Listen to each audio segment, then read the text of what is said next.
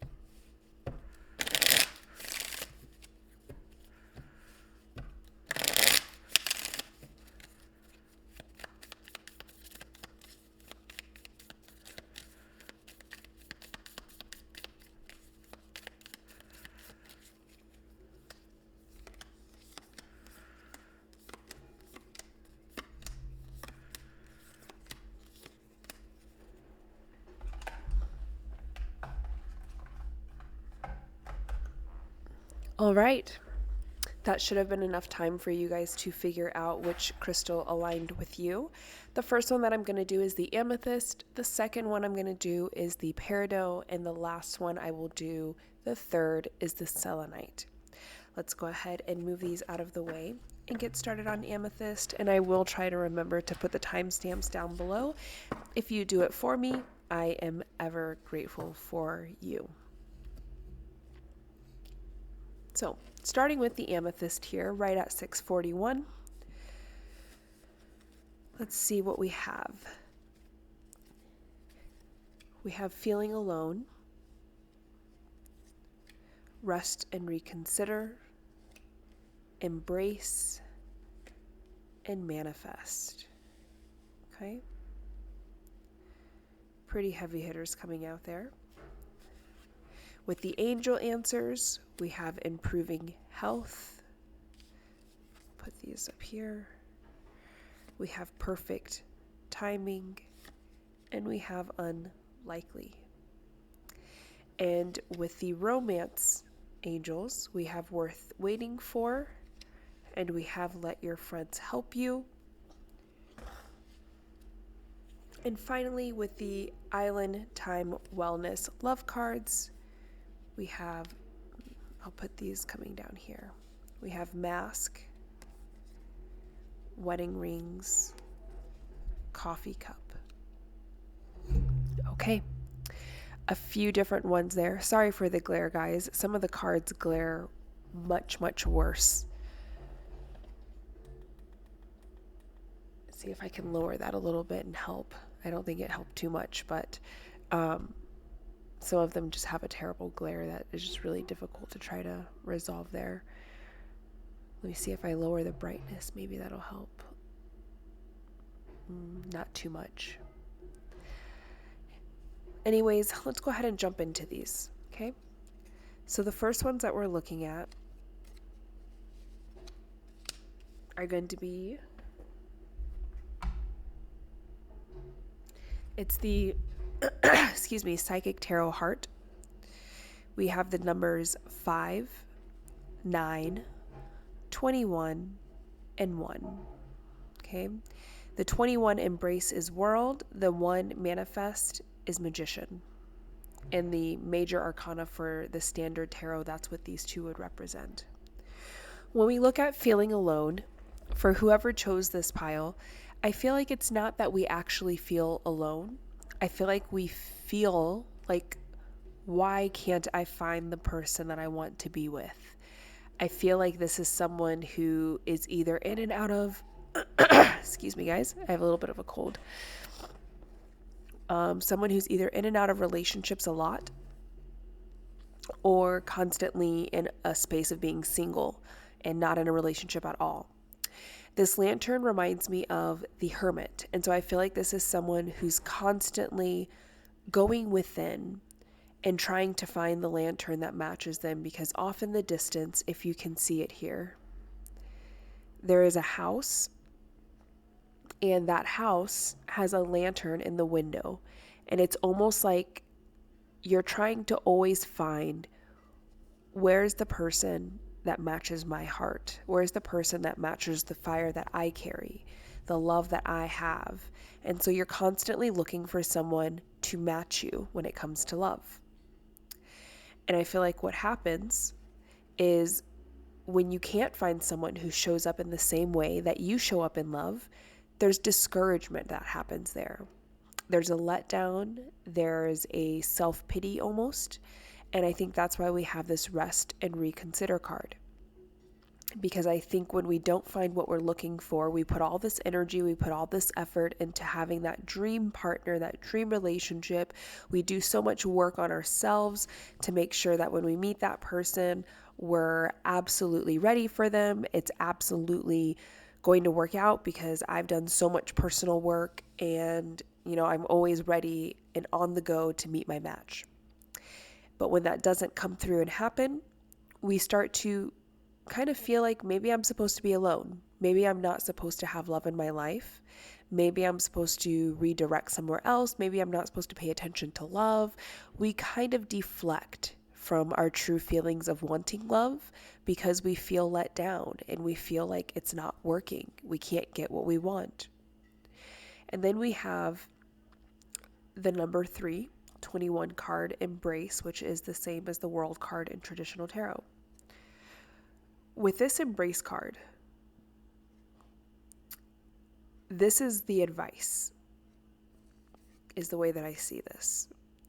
Because if you look, his heart is in the middle of the earth. Even though he is shining and he is glowing, his heart is here in the middle of earth.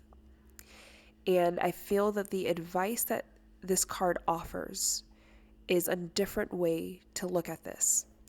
When you are pulling your heart outside of you and carrying it with you, you're always looking for someone that's going to match that vibration, match that flame, match that color, match that fire that you carry and hold. And you hold it tightly. You hold it very securely to yourself. With the Embrace card, we don't actually hold it with us. Our hands are free. Our mind is not searching. It's in a place of peace. And our heart is actually not even attached to us. It's growing as a part of the earth. And I feel that the message for you there is it's really difficult to open up to love in the way that you're wanting to open up and receive it if we don't allow ourselves to let go of that heart and allow it to be free.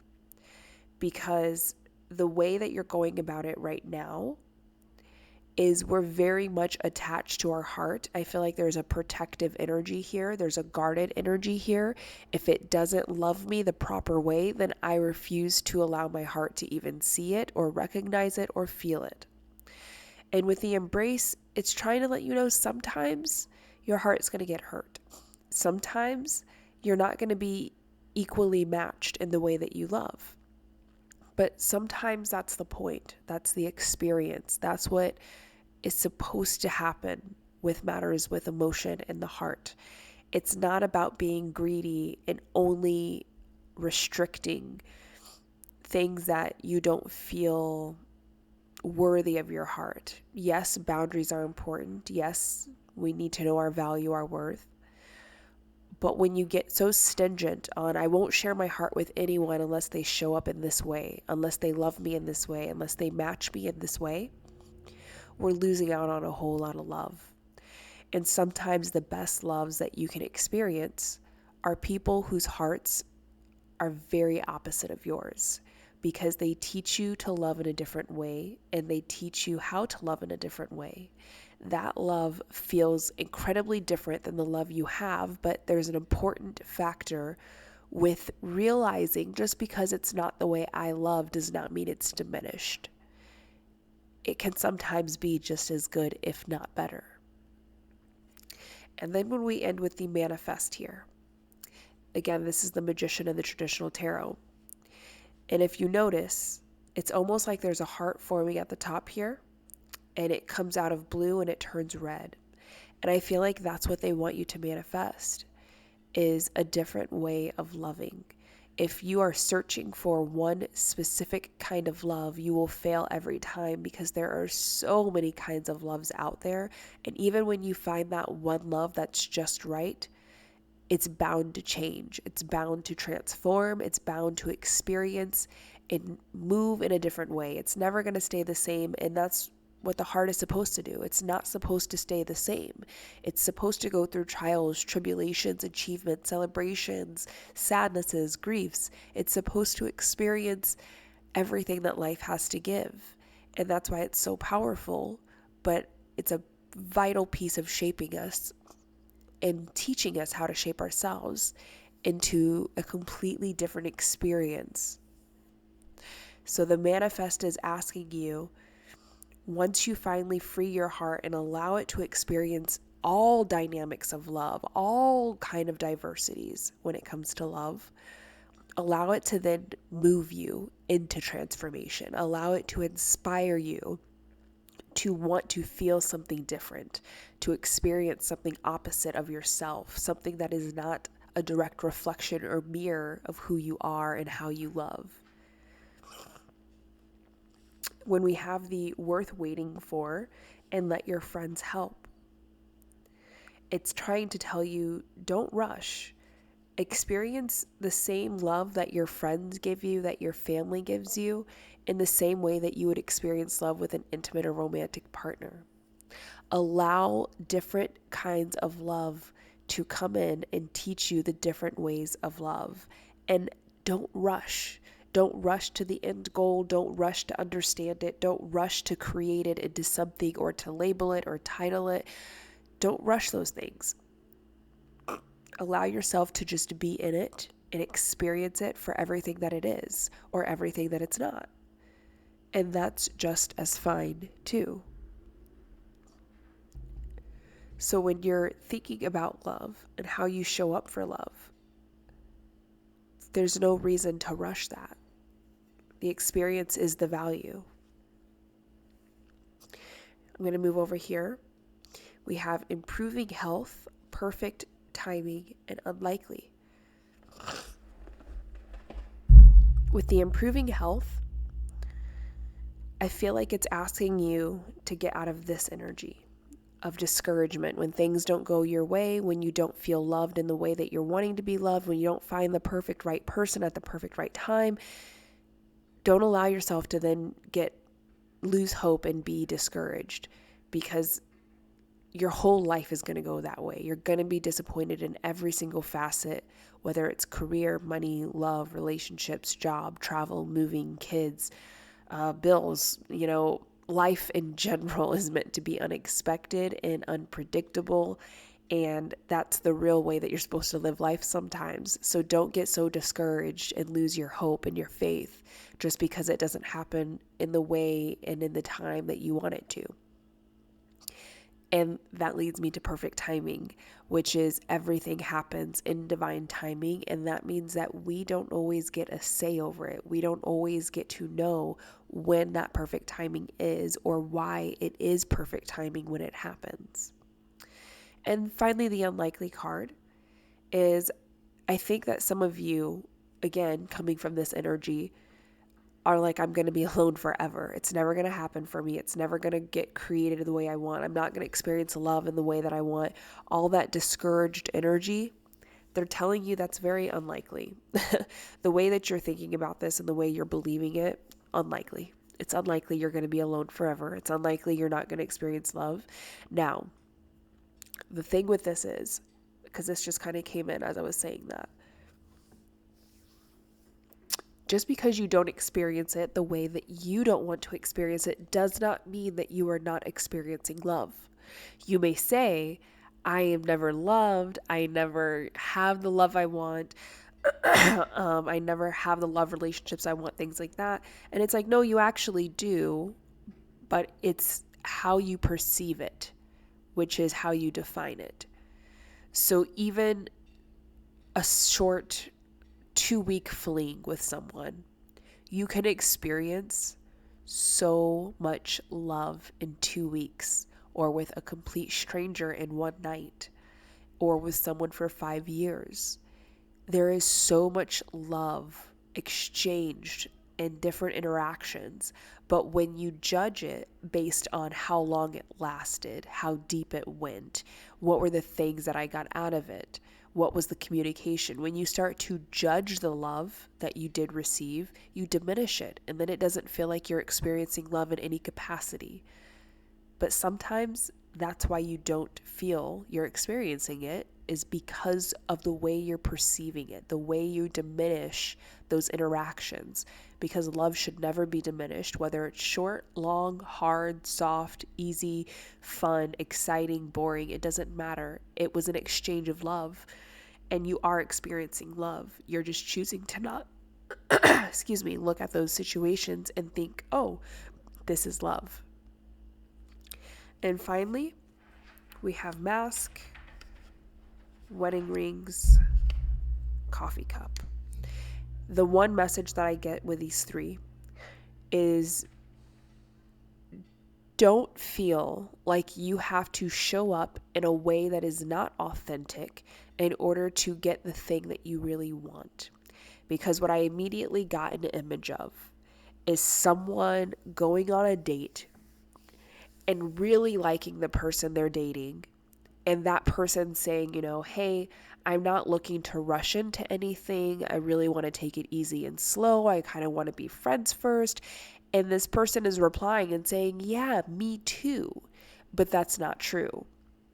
That person does want to rush into a relationship. That person does want to have a commitment. That person does not want to be friends. They want to be romantically involved, but they're changing their authenticity because they don't want to scare this person off. They don't want to lose this person because they're misaligned. And this could be another reason why we keep finding the wrong people, because we're trying to align with people that are not true to our authentic self. We're aligning with values, principles, morals, goals, futures that are actually not what we want, because we think, well, if I play the right cards right now, even if they're not authentic, if I play the right cards now, I'll eventually get what I want later. So even though this person doesn't want a relationship and I do, I like them and I can see their relationship material and I think they'd be the perfect boyfriend or girlfriend for me. So I'm just going to pretend to not want a relationship either. And then they'll see how great we are together and they'll eventually fall in love with me and want to be with me forever. That's not how it works. That leads to a lot of sadness, despair, discouragement, conflict, confusion, hurt on both sides. On both sides. You have to show up authentically. And if someone is not aligned with what you truly want, you have to speak that truth. And you have to live that truth. If you really want to find what you're looking for, you have to be authentic. All right, amethyst choosers, this is the message that I have for you around love. I hope that this was inspiring and motivational, and I hope that you find your true authenticity and you get what you're looking for by following that authenticity. Let's go ahead and move on to peridot.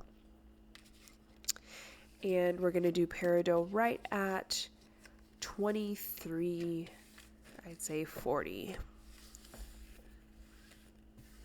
All right. That was beautiful. Peridot. All of you peridot choosers, let's see what peridot has in store for you when it comes to love. First cards that we'll lay out here, we have Seek the Truth, Win or Lose, Blossom,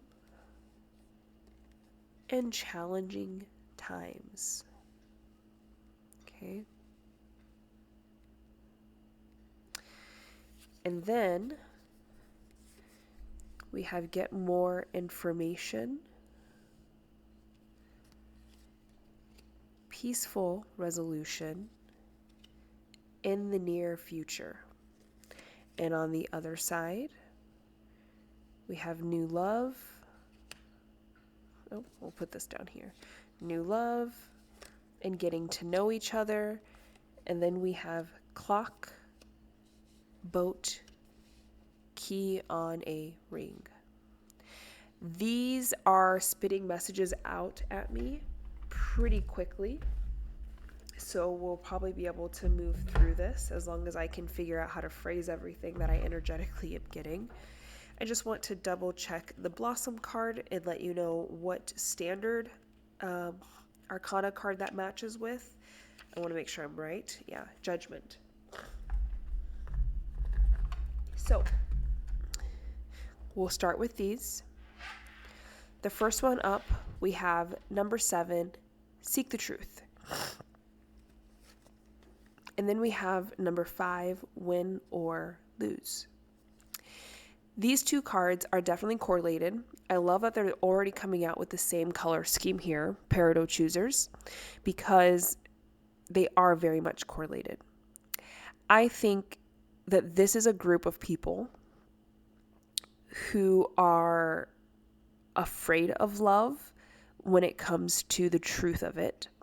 I think this is a group of people who would rather live the illusion and ignore the truth even when it's knocking on their door. And I don't mean this in a negative way, like if someone's cheating on you and you're going to ignore it. That's not what I mean.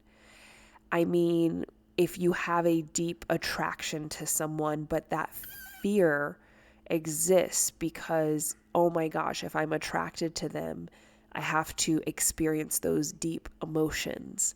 And so then I kind of avoid it and I kind of don't lean into it. And I just allow myself to be best friends with the person I'm actually in love with and never admit those feelings. I mean, that kind of denial or fear of truth when it comes to love. So when we look at seek the truth, win or lose, I feel like you are someone who is not necessarily down on love. Love has not treated you terribly, but it hasn't treated you the best either. And the reason for this is because I think you fear giving your full authentic self in loving situations. You show up at surface level and you can go a little bit below and a little bit above surface level, but this gives me a lot of Scorpio energy. There is depth within you, but you choose to not explore it. And because you don't explore it, you never really win. It's like not taking the shots. And every shot that you don't take, you're bound to lose. So it's better sometimes to try to take the shot anyways, even if you don't think you'll make it. Because if you don't do it, you're definitely going to lose. If you do it, well, now there's a 50-50 chance that you lose or win. And I feel like you're a kind of person who definitely has this beautiful depth, and you're longing for that depth to be explored and discovered and just released and expressed and shared. But you don't ever allow yourself to fully get into it. You don't allow yourself to open those floodgates. And you think it's better to keep the floodgates closed because if you open them, you might drown everyone and they won't live your love. They won't be able to stand it, tolerate,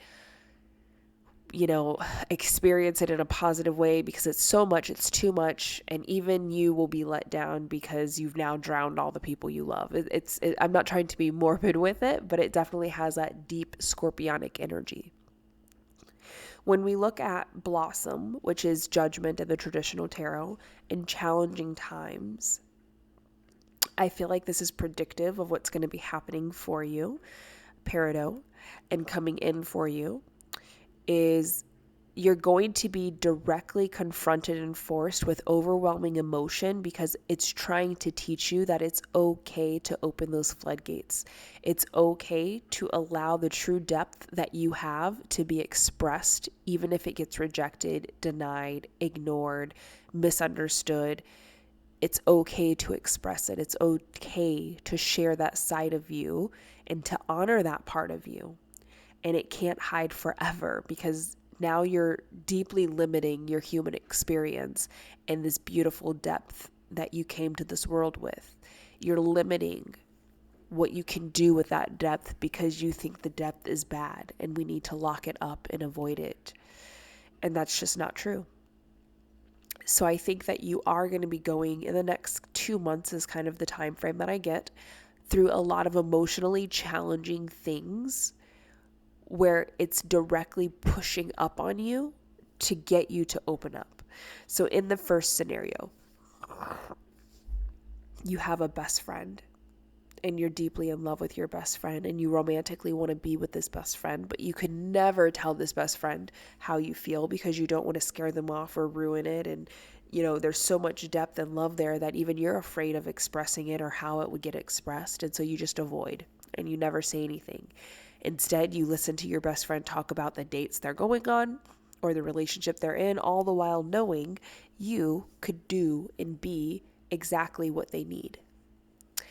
In the next 2 months, what might happen is this best friend begins to really complain or be hurt in love.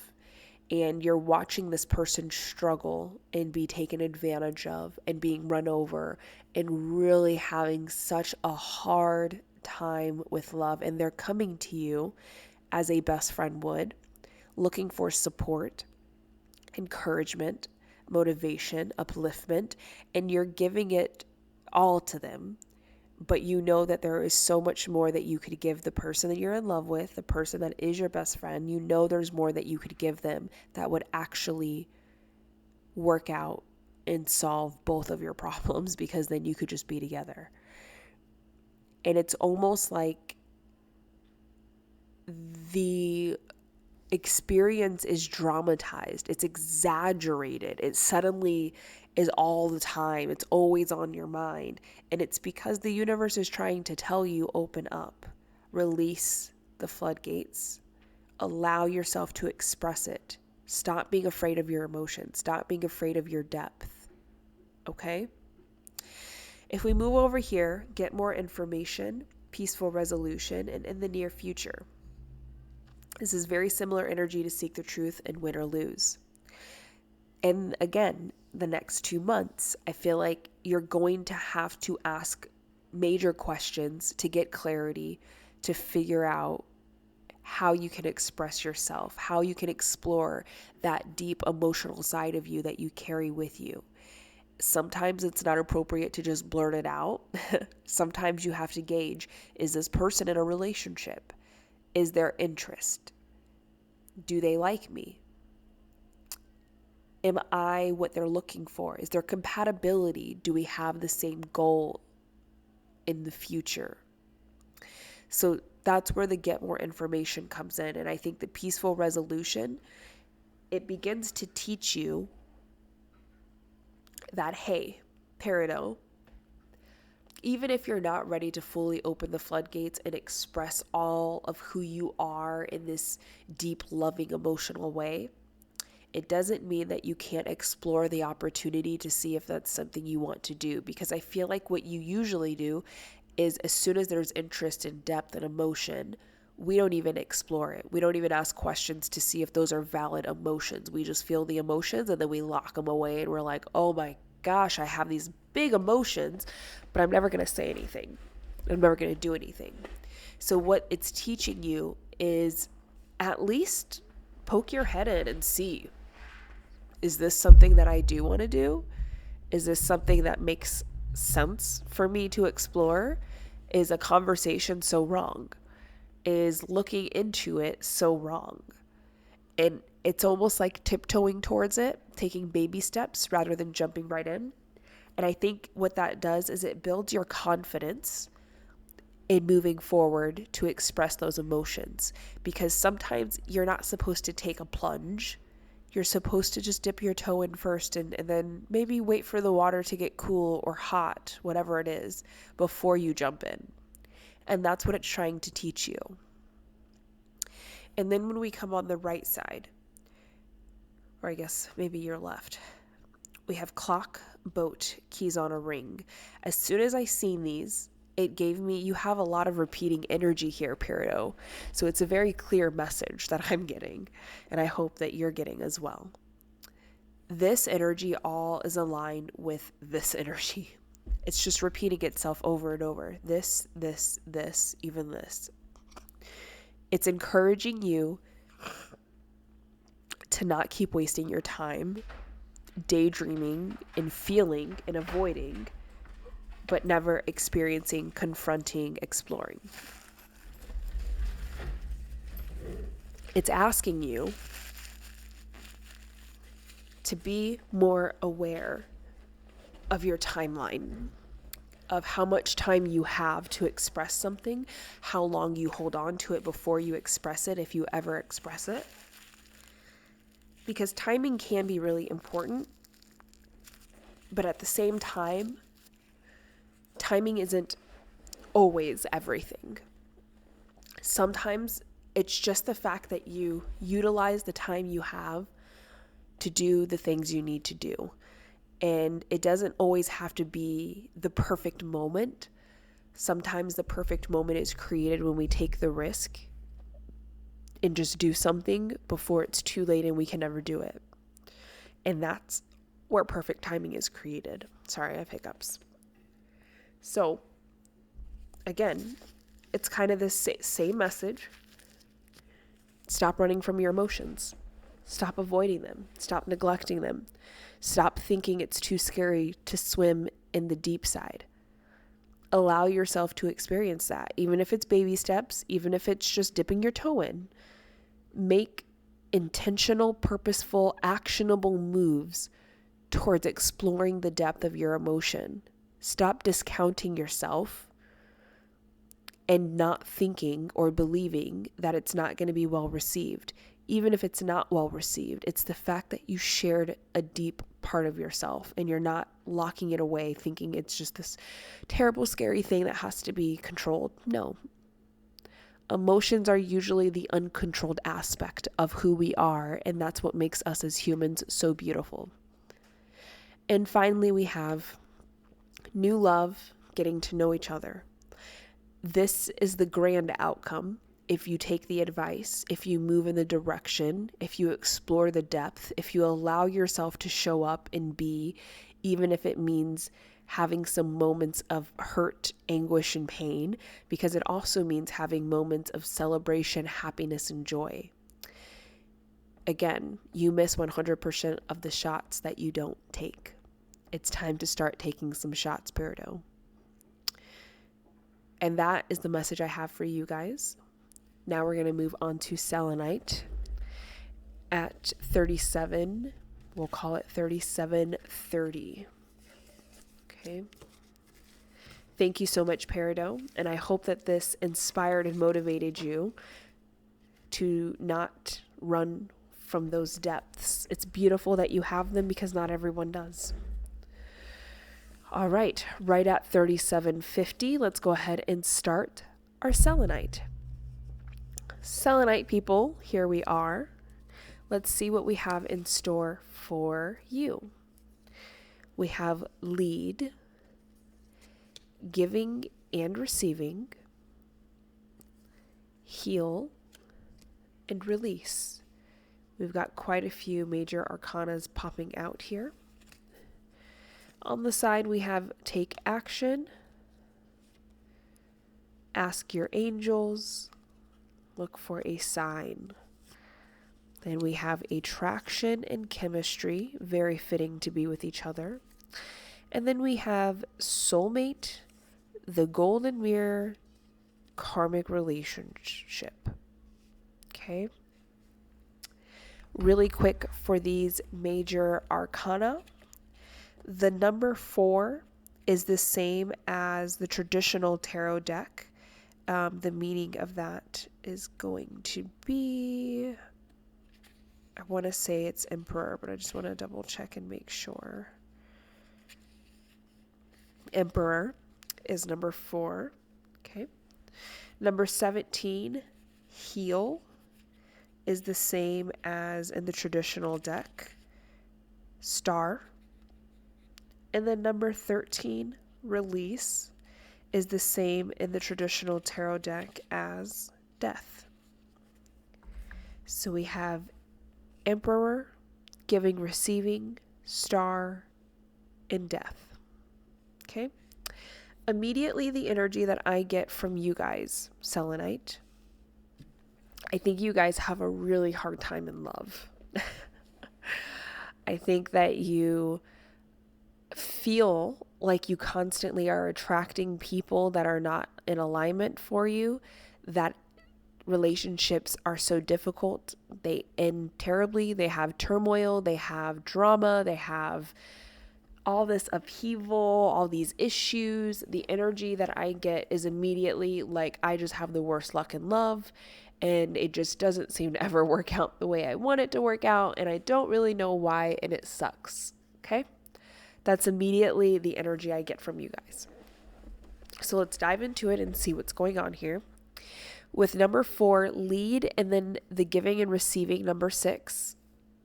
The first thing that I got when I saw those two cards and pulled them out, it felt like we are, think about the empathic and narcissist dynamic. We are constantly showing up for people. We are constantly giving to people in situations. We do take the lead and we show up in the lead position in order to give. And then we expect to eventually receive. but it's almost like we don't always receive because we are so dedicated and focused on showing up in this confident, ready to tackle the world and give you everything you've ever need. I'm going to show you that I am the person that can do everything you've ever wanted. I'm going to show you that I could take care of you, that I can love you, that I can be the best partner. And it's a lot of showing, doing, giving. Not a whole lot of receiving and vetting and using discernment if maybe this person's even worthy of those things from you, or if this person is even someone you actually want. Is this person going to meet me halfway? And it's not always about if they're going to meet you halfway. I get that. But there's so much intention in your energy about showing up to prove and allow them to see and know and feel that I can be the best partner you've ever had, which I think is very true, but you self-sabotage by doing that. That's the energy I get from the lead in giving and receiving. When we move over to heal and release, which again is the star and the death, this is almost the advice. This is where we need to shift into, is stop feeling like you need to be the star. And I know that you're not doing this in a selfish way. I know that you're not showing up like this to be selfish or to feel like the star or to show that I'm the star, but in a way you are. You are showing up wanting to heal, balance, fix, and give all wishes and all dreams, make them come true for anyone that you're with, because I can do that for you and I know how to do that, and I can make you feel amazing, and I can heal you in every way you've ever wanted, and I can just make your life absolutely beautifully perfect and amazing. We need to end that. We need to stop doing that, because do you know who needs the star? People that need to heal. People who need a wish, people who are looking for change, people who are coming out of trauma, people who have been just run down in the dirt, people who are depressed and sad, who are down on luck, who can't figure life out, who have no direction, who are hoping and dreaming but never taking action. These are the kind of people that need the star. That's not a bad thing. We've all been in those moments of our lives where we needed a star. The problem is, when you are always the star, that's who you attract. And when you attract people like that, and you become their source of healing and happiness and relief, they never figure out how to incorporate the star into themselves, because that is the point of the star. It's a journey to learn how to be your own star, how to heal yourself, how to create balance within yourself, how to achieve your goals and dreams, how to be realistic about it. We're all supposed to cultivate our inner star, but when you show up as a star in your romantic relationships, well, now they don't need to cultivate it because they have you. And I think that it triggers a little bit of insecurity in you when you don't feel like the star, because I think that you are putting too much value and worth on what you do for others rather than just who you are. And I think that is why you try to show up as the star, and you feel the need to show up as the star, because if I am not the star, where is my worth? Where is my value? Why would they want me? Why would they keep me? And I think that you enjoy feeling a sense of codependency from others on you, because it means now I'm safely secure and stable in this relationship, because this person now relies so much on me that they could never let me go. But that is so stressful at the same time, and it really pulls you down, it weighs you down, it drains your energy to have someone be codependent on you. So it's a double-edged sword. So there's some things that you still need to heal so that you stop being the star for other people. And there's definitely things that they need to heal so they stop looking for an external star and cultivate it internally. That's the breakdown of these. When we look at this, take action, ask your angels, look for a sign. I think it's telling you, don't be afraid to love, because I think that you love in a beautiful way. You love in a way that anyone would want. everyone could ask for. So I think that the fact that you show up as the star for others, I'm not surprised, because your energy feels like the star. You know how to sacrifice, you know how to compromise, you know how to collaborate. You can be amazing with business, you can be amazing in bed, you can be amazing with the family, you can be great with the friends, you're understanding. You have so many of these beautiful traits and ability, capability of showing up in such this beautiful way. I do think that you align with the energy of the star. But the thing is, we have to learn when it's okay to shine like the star, because we don't want everyone to always know we're the star. We have to know who's deserving of that, who's allowed to have that energy and not take advantage of it or be reckless with it. And I think this is where they're asking you, still take action, still show up as the star, still be who you are, but reflect, take time, ask for advice and guidance. Instead of just being the star for everyone, be a lot more cognizant, discern a lot more. Is this person worthy of my energy? Is this person going to use it? Does this person deserve it? Are they ready for it? Is it someone I'm supposed to help? You have to figure that out. And that's what they're asking you to do. Still take action, still move forward. You might have a very prominent purpose where you're supposed to heal people. You're supposed to work with them. You're supposed to show up in this healer way. But you have to know who's ready to be healed and who's not. You have to make that decision. You have to figure that out. And they're asking you, rely on us. Look for the sign. Look for the guided direction. Don't just start giving it out, endlessly, because it's something very special. You are special. Not everyone deserves that energy. So be more cognizant and discern better. Have better discernment on who you give it to. And then over here, we have soulmates, golden mirror, and karmic relationship.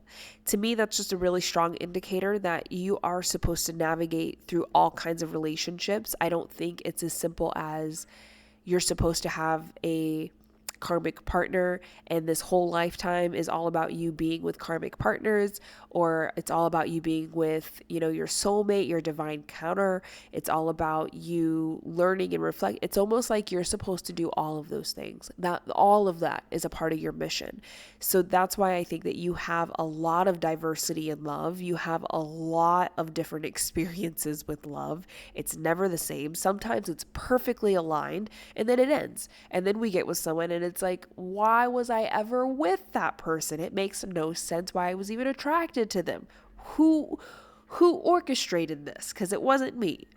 And it's not until after the fact that we think about and realize that. And I think it's because when you carry this kind of star energy, this healing energy, you're meant to touch everyone's lives, not just a specific kind of person, because everyone needs that kind of energy at some point.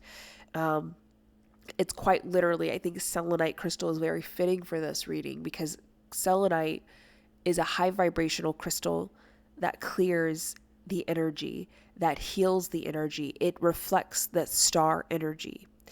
And if you're selenite, there are high vibrational light workers that use selenite. There are people in satanic occultism that use selenite. There are everyday average Joe people who are not spiritual that use it. There are Christians, Catholics, Protestants, pagans. Everyone uses selenite because it is such a beautiful vibration that we can all benefit from it.